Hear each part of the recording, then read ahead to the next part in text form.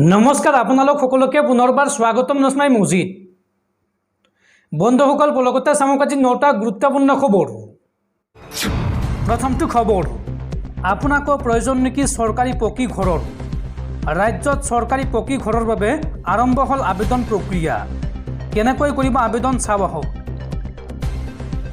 আপোনাক প্ৰয়োজন নেকি চৰকাৰী পকী ঘৰৰ? ৰাজ্যত চৰকাৰী পকী ঘৰৰ বাবে আৰম্ভ হ'ল আবেদন প্ৰক্ৰিয়া। জিলাই জিলাই চৰকাৰী ঘৰৰ প্ৰপত্ৰ বিতৰণ আৰম্ভ ৰাজ্য চৰকাৰৰ।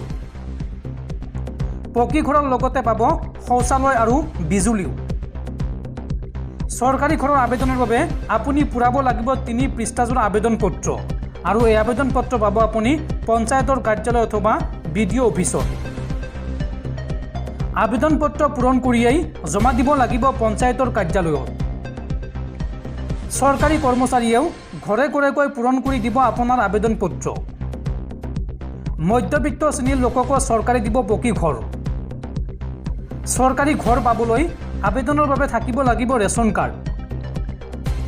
পকী ঘৰৰ বাবে আবেদন কৰিবলৈ থাকিব লাগিব আৰু কি কি নথিপত্ৰ চাও আহক।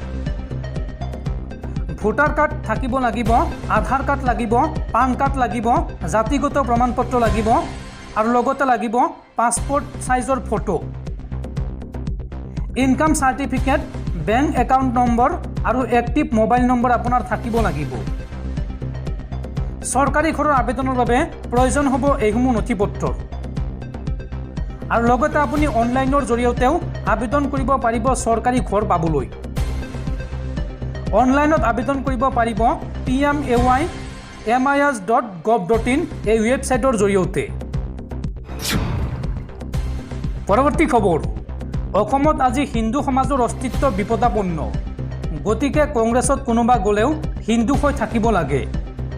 জ্যেষ্ঠ বিজেপি নেতাৰ গোপন বৈঠকক লৈ এই মন্তব্য মুখ্যমন্ত্ৰী হিমন্ত বিশ্ব শৰ্মাৰ। হিন্দু সমাজৰ অস্তিত্ব আজি বিপদাপন্ন। গতিকে কংগ্ৰেছত কোনোবা গ'লেও হিন্দু হৈ থাকিব লাগে। কোন ক'লৈ গৈছে সেয়া ডাঙৰ কথা নহয়। আমাক হিন্দু দলৰ প্ৰয়োজন। যিমানেই হিন্দু ৰাজনৈতিক দল হয় সিমানেই ভাল। কোনোবাই কংগ্ৰেছত হিন্দুৰ সংস্কৃতি লৈ যাব পাৰিলে আৰু ভাল। জ্যেষ্ঠ বিজেপি নেতাৰ গোপন বৈঠকক লৈ মুখ্যমন্ত্ৰী হিমন্ত বিশ্ব শৰ্মাৰ এই মন্তব্য।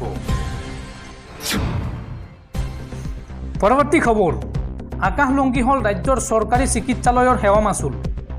GMCHত বিভিন্ন শিতানত দুগুণ পৰ্যন্ত বৃদ্ধি পালে মাচুল। পঞ্জীয়ন মাচুল 10 টকাৰ পৰা 20 টকালৈ বৃদ্ধি আৰু লগতে 107টা বায়'কেমিকেল টেষ্টৰ মাচুল 20% পৰ্যন্ত বৃদ্ধি পাইছে। গুৱাহাটী মেডিকেল কলেজ হাস্পাতালৰ লগতে ৰাজ্যৰ আন চিকিৎসালয়তো বৃদ্ধি পাইছে এই নিৰিখ। দৰ্শকসকল আৰু বহুতো গুৰুত্বপূৰ্ণ খবৰ আছে। তাৰ আগতে আপোনাক জনাওঁ যে যদি আপুনি এতিয়ালৈকে এইটো ভিডিঅ'ত লাইক কৰা নাই তেন্তে এতিয়াই ভিডিঅ'টোত লাইক কৰি দিয়ক আৰু এনেকুৱা ধৰণৰ ভিডিঅ'সমূহ নিতৌ চাবলৈ চেনেলটো ছাবস্ক্ৰাইব কৰি কাষত থকা বেল আইকনটো প্ৰেছ কৰি ৰাখক। পৰৱৰ্তী খবৰ, ৰাজ্যত পুনৰ এনকাউণ্টাৰ। এইবাৰ গোলাঘাটত আৰক্ষীৰ গুলীচালনা। ড্ৰাগছ ব্যৱসায়ীক লক্ষ্য কৰি আৰক্ষীৰ গুলীচালনা। এইগৰাকী ড্ৰাগছ ব্যৱসায়ী পলায়নৰ চেষ্টা কৰোঁতে আৰক্ষীয়ে গুলীচালনা কৰে। পৰৱৰ্তী খবৰ, ভাৰতীয় মাছমৰীয়াৰ নামত শ্ৰীলংকাৰ নৌসেনাৰ ভয়ংকৰ আক্ৰমণ। এই আক্ৰমণত মৃত্যু হৈছে এজনৰ। ঘটনা সন্দৰ্ভত নতুন দিল্লীয়ে বিচাৰিছে কৈফিয়ত। শ্ৰীলংকাৰ নৌসেনাই ভাৰতৰ মাছমৰীয়াৰ নাৱত আক্ৰমণ কৰাৰ অভিযোগ উত্থাপন হৈছে। এই ঘটনাত এজন মাছমৰীয়াৰ মৃত্যু হোৱাৰ বিপৰীতে আন এজন নিৰুদ্দেশ হৈছে। এতিয়া প্ৰশ্ন হয়, তেওঁক জীৱিত অৱস্থাত উদ্ধাৰ কৰিব পৰা যাব নেকি? এই ঘটনাৰ পৰিপ্ৰেক্ষিতত নতুন দিল্লীয়ে চৰম ক্ষোভ প্ৰকাশ কৰে। ইতিমধ্যে ভাৰতৰ শ্ৰীলংকাৰ উচ্চায়ুক্ত প্ৰিয়ংকা উক্ৰেম সিংহৰ পৰা উত্তৰ বিচৰা হৈছে। ইয়াৰ পূৰ্বে শ্ৰীলংকাৰ নৌসেনাৰ বিৰুদ্ধে এনে অভিযোগ উত্থাপন হৈছে। যোৱা কেইবছৰমানৰ পৰা তেওঁলোকে আন্তঃৰাষ্ট্ৰীয় জলসীমাত তামিলনাডুৰ মাছমৰীয়াৰ ওপৰত অহৰহ আক্ৰমণ চলাই আহিছে আৰু এইবাৰো একেধৰণৰ ঘটনা সংঘটিত হয়। বৃহস্পতিবাৰে কাছচিটপু দ্বীপৰ পৰা 5 নটিকেল মাইল উত্তৰত শ্ৰীলংকাৰ নৌসেনাৰ এখন জাহাজে ইচ্ছাকৃতভাৱে মাছমৰীয়াৰ নাওখনত খুন্দা মাৰিছিল বুলি অভিযোগ উঠিছে আৰু এই ঘটনাত এজন ভাৰতীয় মাছমৰীয়াৰ মৃত্যু হয়।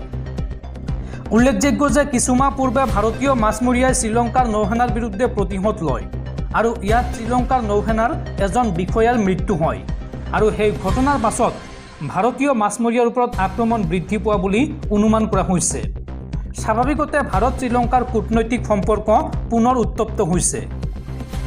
শেহতীয়াকৈ কাস্কিবু দ্বীপক লৈ দুয়োখন দেশৰ মাজৰ সম্পৰ্ক উত্তপ্ত হৈ পৰিছে।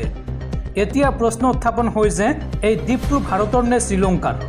আচলতে এই দ্বীপটো ভাৰত আৰু শ্ৰীলংকাৰ মাজত অৱস্থিত আৰু এই দ্বীপটো বৰ্তমান শ্ৰীলংকাৰ অধীনত আছে। কিন্তু দুয়োখন দেশৰ মানুহ প্ৰতি বছৰে নিৰ্দিষ্ট সময়ত ইয়ালৈ তীৰ্থযাত্ৰাৰ বাবে যায়। যদিও দ্বীপটোত কোনো স্থায়ী ঘৰ নাই, তথাপিও ইয়াত এটা গীৰ্জা আছে। নৰেন্দ্ৰ মোদী চৰকাৰে লোকসভা নিৰ্বাচনৰ পূৰ্বে দ্বীপ বিষয়টোক লৈ কংগ্ৰেছক আক্ৰমণ কৰে। কোৱা হৈছিল যে কংগ্ৰেছে নিৰ্মমভাৱে এই দ্বীপটো শ্ৰীলংকাৰ হাতত গতাই দিছিল। ইতিমধ্যে দুয়োখন দেশৰ মাছমৰীয়াৰ মাজত দ্বীপটোত মাছ ধৰা আৰু বিশেষাধিকাৰক লৈ মতানৈক্যৰ সৃষ্টি হৈছিল, কিন্তু শেহতীয়াকৈ যেন অধিক চৰম হৈ পৰিছে। বৃহস্পতিবাৰৰ এই কাণ্ডটো কাস্কিবু দ্বীপৰ আশে-পাশে সংঘটিত হৈছে। পৰৱৰ্তী খবৰ, ষ্টুডেণ্টক লৈ বৃহৎ ঘোষণা শিক্ষামন্ত্ৰী ৰণোজ পেগুৰ। এতিয়াৰ পৰা সমপৰ্যায়ৰ হ'ব সেৱা আৰু CBSEৰ প্ৰশ্ন কাকত আৰু অদূৰ ভৱিষ্যতে নাথাকিব মেট্ৰিকৰ ডিভিজন ব্যৱস্থা আৰু ইতিমধ্যে বিলুপ্ত কৰা হৈছে ৰেংকৰ ব্যৱস্থা। কেৱল থাকিব উত্তীৰ্ণ অনুত্তীৰ্ণৰ ব্যৱস্থা। পৰীক্ষাৰ্থীসকলেহে অৱগত হ'ব ফলাফলৰ বিষয়ে আৰু লগতে ডিজি লকাৰত উপলব্ধ হ'ব শিক্ষাৰ্থীৰ নম্বৰ। এই মন্তব্য ৰাজ্যৰ শিক্ষামন্ত্ৰী ৰণোজ পেগুৰ। পৰৱৰ্তী খবৰ, কেৰালাৰ ৱায়নাডৰ ক্ষতিগ্ৰস্ত অঞ্চল পৰিদৰ্শন কংগ্ৰেছ নেতা ৰাহুল গান্ধী আৰু কংগ্ৰেছ নেত্ৰী প্ৰিয়ংকা গান্ধীৰ। লোকসভা নিৰ্বাচনত ৱায়নাড সমষ্টিৰ পৰা নিৰ্বাচিত হোৱা প্ৰাক্তন সাংসদ ৰাহুল গান্ধীয়ে ধাৰাসাৰ বৰষুণৰ ফলত হোৱা ভূমিস্খলনৰ বাবে ৱায়নাড ভ্ৰমণ কৰিছিল। বৃহস্পতিবাৰে কংগ্ৰেছৰ বিৰোধী নেতাগৰাকীয়ে কান্নুৰ বিমানবন্দৰত অৱতৰণ কৰি ৱায়নাডলৈ ৰাওনা হয় আৰু তেওঁৰ সৈতে আছিল ৱায়নাডৰ উপ নিৰ্বাচনৰ কংগ্ৰেছৰ সম্ভাৱ্য প্ৰাৰ্থী ভগ্নী প্ৰিয়ংকা গান্ধী। আজি কংগ্ৰেছ নেতাগৰাকীয়ে মেপ্পাডিৰ কমিউনিটি হেল্থ চেণ্টাৰলৈ গৈ ভুক্তভোগীৰ সৈতে কথা পাতিছিল। ইয়াৰ পিছত তেওঁলোকে স্থানীয় এখন চিকিৎসালয় আৰু দুটা সাহায্য শিবিৰ পৰিদৰ্শন কৰে। তেওঁলোকৰ লগত আছিল AICCৰ সাধাৰণ সম্পাদক তথা আল্লাপুঝাৰ সাংসদ KC ভেনুগোপাল। সম্পূৰ্ণ ধ্বংসপ্ৰাপ্ত ৱায়নাড জিলাত এতিয়ালৈকে প্ৰায় 300 লোকৰ মৃত্যু হোৱাৰ আশংকা কৰা হৈছে। পানী ভাঙি খহি পৰা 200 জন লোক আহত হৈছে। আন 250 জন লোক এতিয়াও সন্ধানহীন হৈ আছে। ৰাজ্যখনৰ মুখ্যমন্ত্ৰী পিনাৰায় বিজয়নে আশংকা প্ৰকাশ কৰিছে যে মুণ্ডকাই আৰু চুৰামালাত নিৰুদ্দেশ হোৱা কোনো লোকেই জীয়াই নাই যদিও সেনাই নিৰুদ্দেশক উদ্ধাৰ কৰি যোগাযোগ ব্যৱস্থা স্বাভাৱিক কৰাৰ চেষ্টা চলাই আছে। পৰৱৰ্তী খবৰ, ৰাজ্যত সলনি হ'ল ৰন্ধন গেছৰ চিলিণ্ডাৰৰ দাম। আজিৰ পৰা ৰাজ্যৰ কোন জিলাত কিমান হ'ল ৰন্ধন গেছৰ চিলিণ্ডাৰৰ দাম চাওঁ আহক। আজিৰ পৰা সলনি হ'ল ৰন্ধন গেছৰ চিলিণ্ডাৰৰ দাম। ৰাজ্যৰ লাখ লাখ LPG গ্ৰাহকৰ বাবে ডাঙৰ খবৰ। চিলিণ্ডাৰ ক্ৰয় কৰাৰ পূৰ্বে জানি লওক আপোনাৰ জিলাত কিমান দাম হৈছে ৰন্ধন গেছৰ চিলিণ্ডাৰৰ।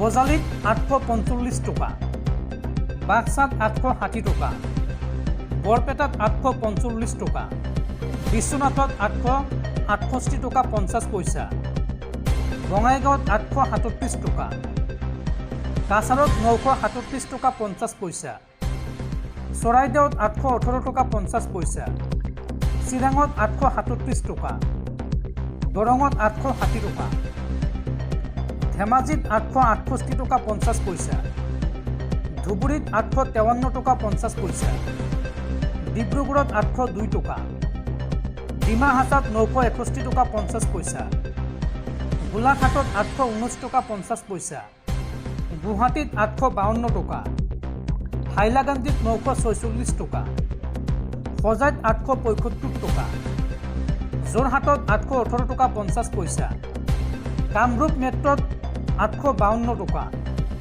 কাৰ্বি আংলঙত 825 টকা, কৰিমগঞ্জত 937 টকা 50 পইচা, কোকৰাঝাৰত 837 টকা, লখিমপুৰত 868 টকা 50 পইচা, মাজুলীত 819 টকা 50 পইচা, মৰিগাঁৱত 862 টকা 50 পইচা, নগাঁৱত 875 টকা, নলবাৰীত 860 টকা 50 পইচা, দক্ষিণ শালমাৰাত 853 টকা 50 পইচা, শিৱসাগৰত 810 টকা 50 পইচা, শোণিতপুৰত 868 টকা 50 পইচা, তামোলপুৰত 868 টকা 50 পইচা, তিনিচুকীয়াত 802 টকা, ওদালগুৰিত 868 টকা 50 পইচা, পশ্চিম কাৰ্বি আংলঙত 875 টকা।